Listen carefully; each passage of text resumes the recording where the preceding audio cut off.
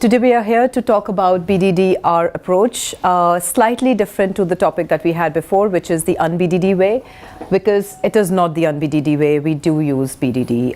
The basics of BDD, we have to use them because I absolutely love using those tools that come from BDD, like the three amigos, and having that discussion and having that ease of communication with the rest of the team.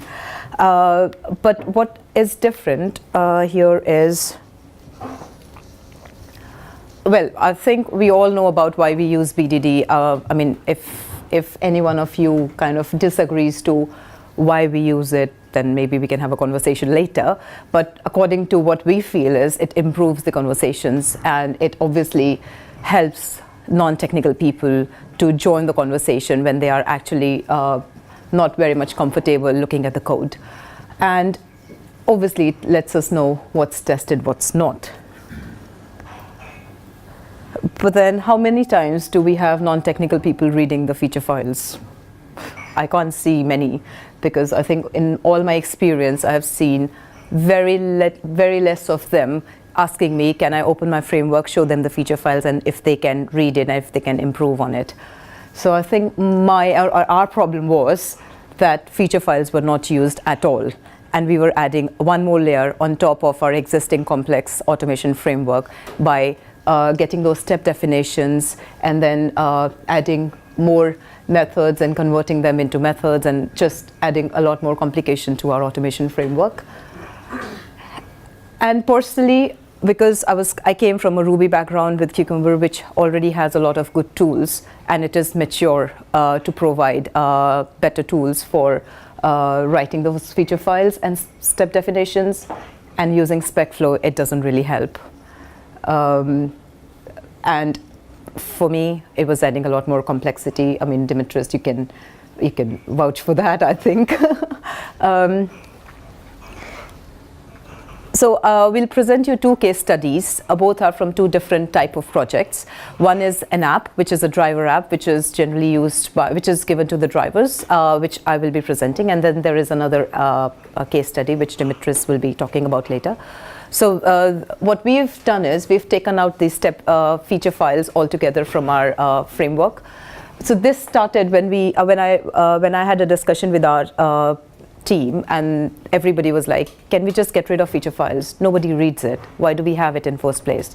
And I was an advocate before of writing feature files, and I had spent time with telling people how to write a good feature file, and then I realized I've wasted so much of my time just writing a proper feature file. And then after that discussion of can we get rid of all those feature files, I kind of thought again, and I was like, actually, what value does it give us? I mean, to be honest, none.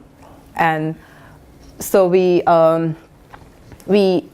created, we rewrote our whole framework, and the only question that I had was, will it be easy for anybody to read?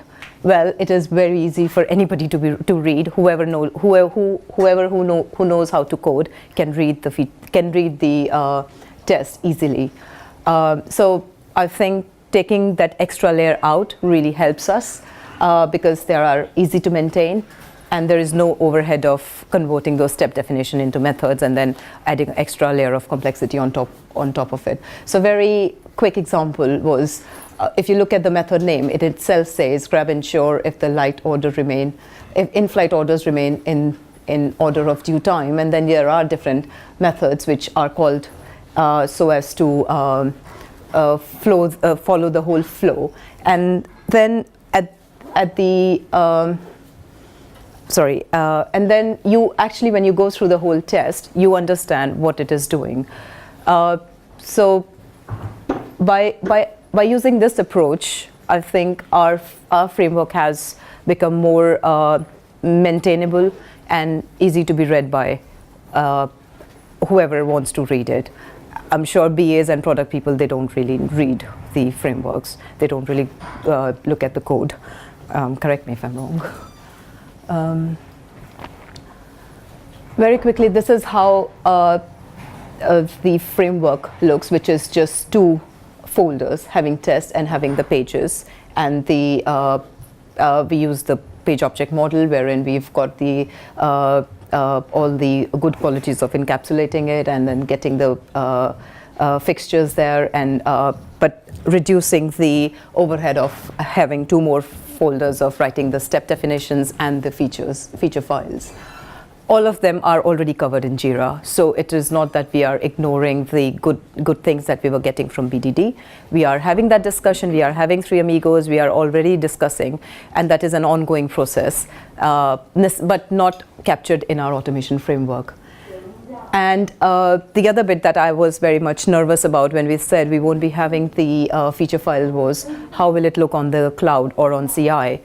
To be honest, it looks as good as it was before. So you know what tests are running, you know what is expected, you know if it's passing or failing. So from my the project that I'm talking about, we didn't really miss feature files. This is not for all the projects. It's only for a few, but we would want it to be for all. And I'll hand it over to Dimitris for his other case study. I think you might have to. Seems to be working. Because we are not doing from the slides, I think.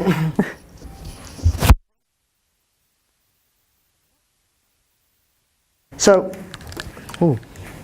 yeah, another example, I guess, from one of our other components, like a worker, which is a Windows service, reacts to events that are happening throughout the system. And it's a bit trickier to test because it has a lot of asynchronous stuff, so you don't know when something will happen. Like the worker might also be publishing events to itself to consume later, so you only care about the input and the output, and you don't know when the output is going to happen. So we're going to look at an example first using Specflow. So to be honest, I picked one of the most complicated scenarios I could find on our system. So it's a bit big, but we can go through.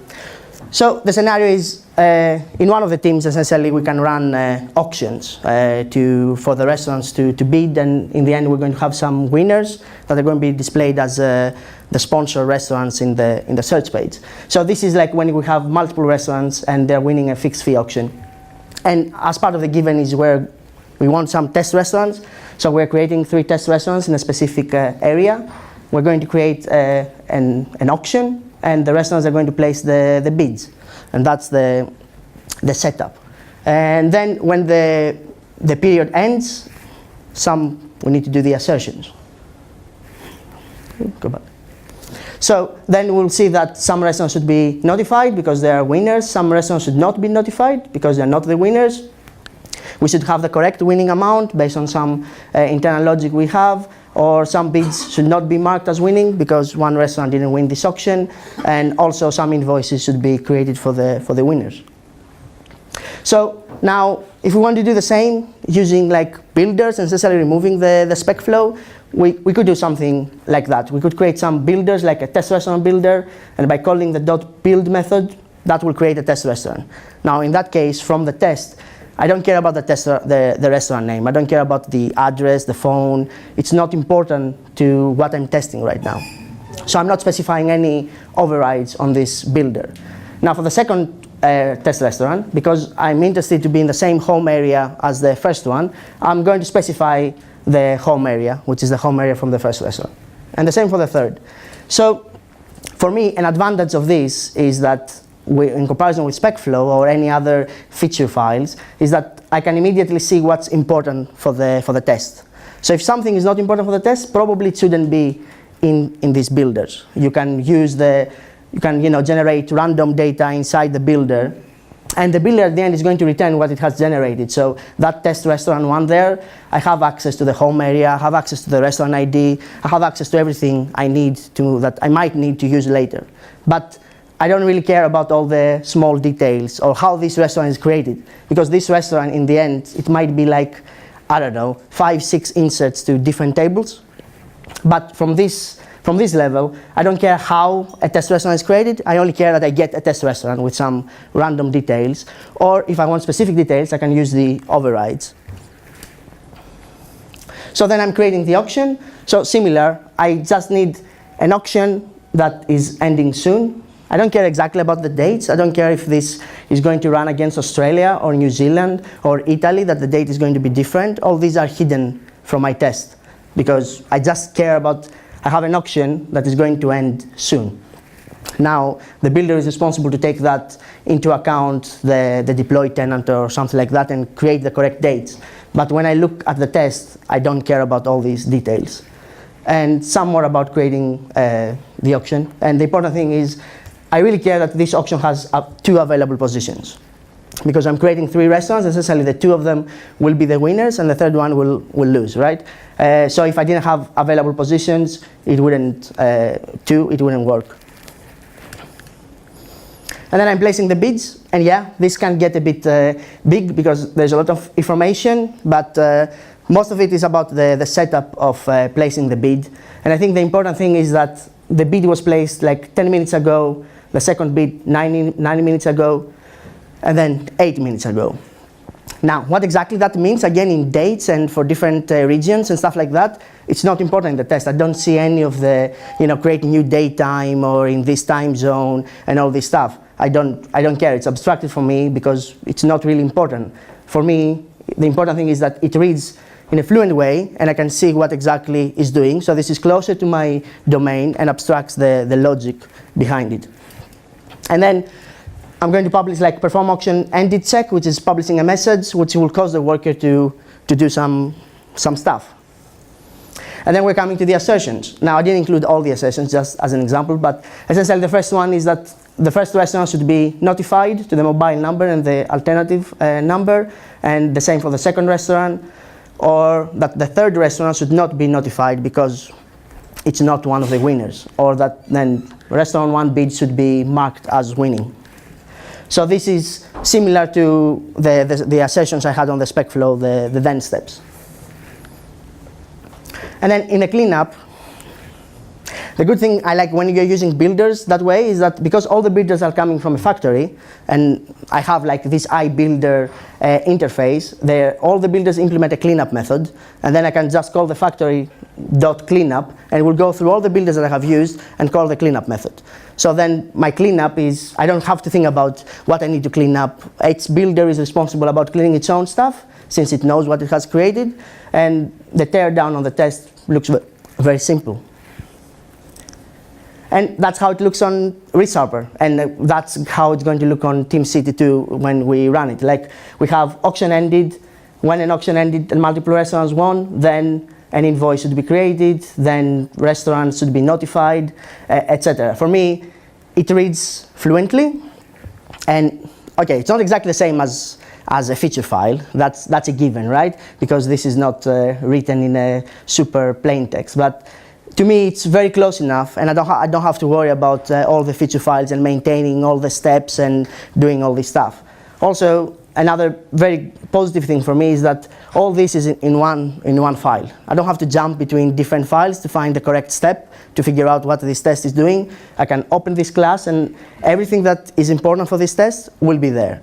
If from a builder we don't care about a specific aspect of that builder, we just don't use it, and we let the builder either use random data or we can specify the data we want. But when we specify the data we want, it means it's important to the test. So when I'm looking this test, I know what's important and what's not important. And for me, that's a very positive thing and very big thing, because it helps you understand what the test really cares about and what it doesn't care about. And it helps you understand the behavior of the system and how to, maybe investigate if something goes wrong. So to sum up, that for me, BDD is not the feature files. You could very easily have feature files and not doing BDD. For me, BDD is about all the discussions we're going to have with the developers and writing maybe taking a step back and thinking this on a higher level, but it doesn't necessarily need to be translated into a feature file.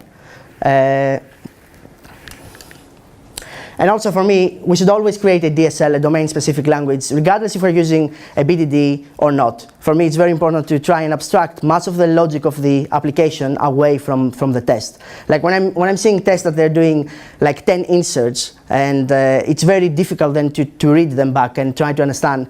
And maybe after a week, after a few days, maybe it's very easy to read them. But after 3 months, 6 months, 10 months, are you going to remember why you had to do all these inserts and all these updates? Probably not. And from my experience, I wouldn't remember probably the next day, but maybe I have a very short memory, but who knows.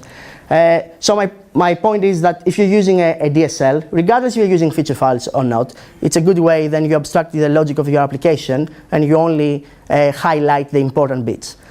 But my main argument is then if you have the DSL, do you need the feature files? Because by writing the feature file in a specific way, then you can get similar results on your CI or on the reporting tools and stuff like that. And for us, I think this has worked very well. And it's not that we went crazy and we said, okay, we're going to kill Specflow or Cucumber from all our applications and stuff like that, right? But every time we had a new feature and we're working on a new API, we would have the discussion, do we really want a feature file? And we're like, probably not. Let's not add it. And we'd spend more time and focus on trying to expand our DSL and try to write something that abstracts all the complication of our application and it's closer to our domain and it's easy to read rather than trying to write all the Specflow, all the feature files.